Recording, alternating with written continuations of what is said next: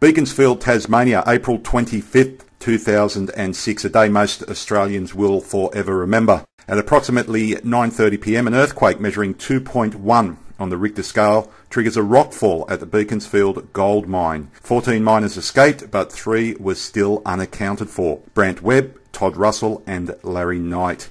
As history would tell us, Brant and Todd made it out alive, but sadly, Larry Knight lost his life that fateful day. It took a dangerous and time-consuming operation to free Brant and Todd, who were trapped 925 metres underground. On May 5th, 2006, low-impact explosives expert Darren Flanagan was flown in from Nowra on the New South Wales south coast to lead the rescue of Brant and Todd. Darren Flanagan joins us today. G'day, Darren. Good morning. How are you, mate? Doing very well. Thank you so much for your time today. You're now a regular on the speakers circuit. What can someone who attends one of your talks expect to hear?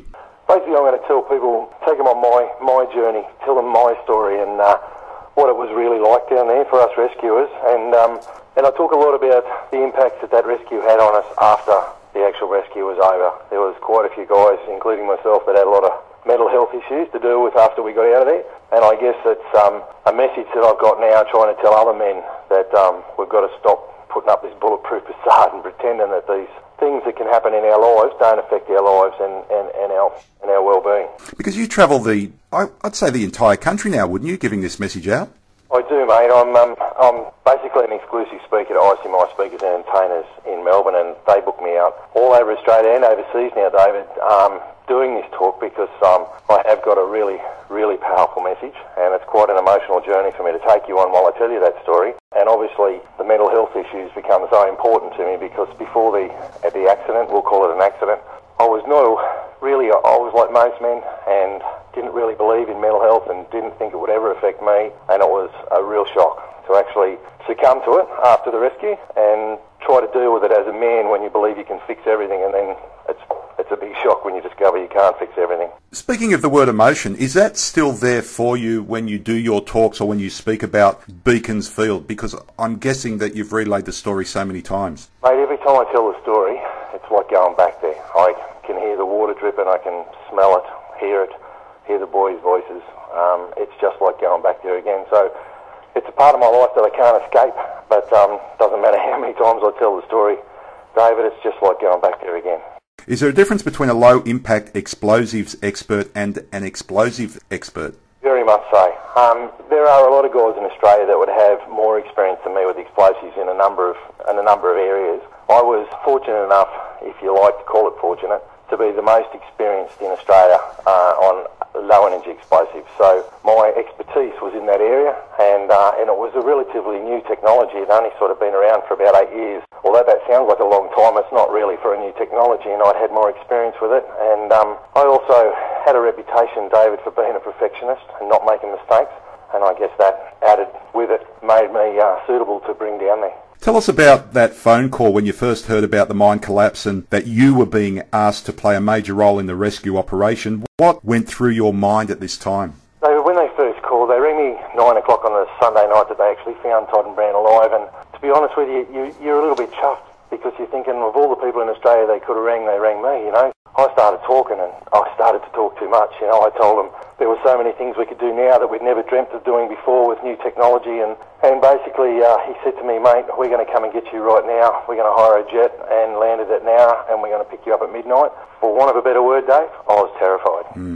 So you arrive at Beaconsfield. From your perspective, what sort of preparation is involved before even the first blast takes place? What do you do? I'm underground, David, at the 630 metre mark in the mine for about 7 days and 7 nights, test blasting and trying to create the perfect vibration that won't create too much vibration, if that makes sense, into the surrounding area. So trying to keep it as low as possible and as quick and crisp and clean as I could. It took 7 days of just constant practicing, if you want to call it practicing, to develop a method that might work. But you have to understand too, David, that explosives were the absolute last option. Every single option they had, I was number 20.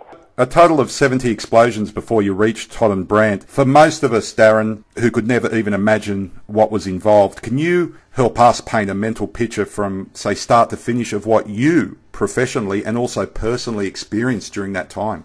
David, you're a kilometre underground in a mine that's been devastated with an earthquake. You're climbing on your stomach up a little tunnel that's 14 metres long, and you've got to turn that tunnel from 14 metres long to 16 metres long, so you're trying to blast a round tunnel that is only small enough to crawl into an extra 2 metres long. It took 29 hours straight, David, and 65 separate explosions, and every single shot I got closer and closer and closer to their bodies, until I brought the rescue team to within 300 millimetres of their bodies, which is something that's never been done anywhere in the world. And I can certainly, like I say, I hope it will never have to be done again. But with every shot, the tension grew, David, because I was actually getting closer and closer and closer to their bodies. So you were down there with the picture of their families, their children, your own family and your own children, because you know if it goes wrong, you will devastate so many lives, including your own and your own family. And so the pressure is what created my problems after I got out of there, Dave.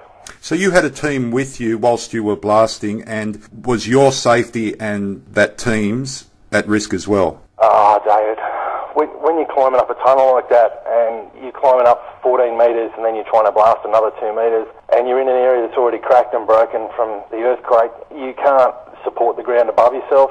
So there was always that risk. As that tunnel got longer and longer, you can imagine it was all cracked and fractured and yuck. And they had sheets of water pouring through it. You just hope that it stayed there. I want to make one thing clear. You know, I didn't lead that rescue. I was basically one part of a massive team, and I had one part to play in that rescue, which was to do that blasting, you know. So I worked as a part of a team. Certainly I wasn't a boss, but I was boss of my team. And my job was to get in there and get that done. And I can tell you something, David, a lot of people will think that going underground into an area that was devastated by an earthquake would be so terrifying. But when you see the looks on those families' faces, when you saw the wives and the mothers outside those mine gates waiting to hear some news, and then when you actually went underground and they did have a camera in on those boys, then there was a small hole drilled way through to where they were, and they put in a camera that was about the size of a cigar. And when you saw the looks on those two boys' faces, there's no way any Australian could have just turned around and walked away. On a lighter note, Brant and Todd nicknamed you the Gun, but after the first explosive charge in the rescue mission, you spoke with Todd over the phone and he called you a girl. That's not very nice. Yeah, that was a really special moment between me and Todd and Brant, because they didn't really depict it in the movie, and Todd wasn't even happy about how they depicted that in the movie. But basically you have to imagine the amount of tension there was before that first shot. The boys and I had spoken on the phone for the best part of 40 minutes, just trying to get the strength to do it from both of us. The tension was just, you can't imagine the electric, you know, it was just electric. And so I promised them that I was going to make a lot of noise but not much vibration, and I was only going to break a tiny little bit of rock on our first blast just to see if it would work. And so the tension was electric. And after I fired that first shot, you know, that was the release of tension. Todd said, "Hey Flanagan, you're a big girl, mate. I've got a shotgun at home that's got more on." And so it was such a release of tension between us all, you know, because it had worked. And I said to the boys, and guess what? We just broke rock and we just moved forward. So it was the start of 29 hours of the most terrifying 29 hours of my life. You've also said the harder the rock, the better the explosives work. For the layman, how does this theory and process work? Okay, well, the harder the rock gets, the more it shatters like glass or crockery, if that makes sense. So the softer the rock, the more it absorbs, because an explosion is just a massive release of gas, okay? It's being released so quickly that it becomes an explosion. And basically, the softer the rock, the more it will suck that gas up and absorb that gas. So the softer the rock, actually the more explosive you need to actually break that rock, because it absorbs so much of the energy. So the harder it gets, the more brittle it gets, and so when the explosive does go off, it actually shatters like glass.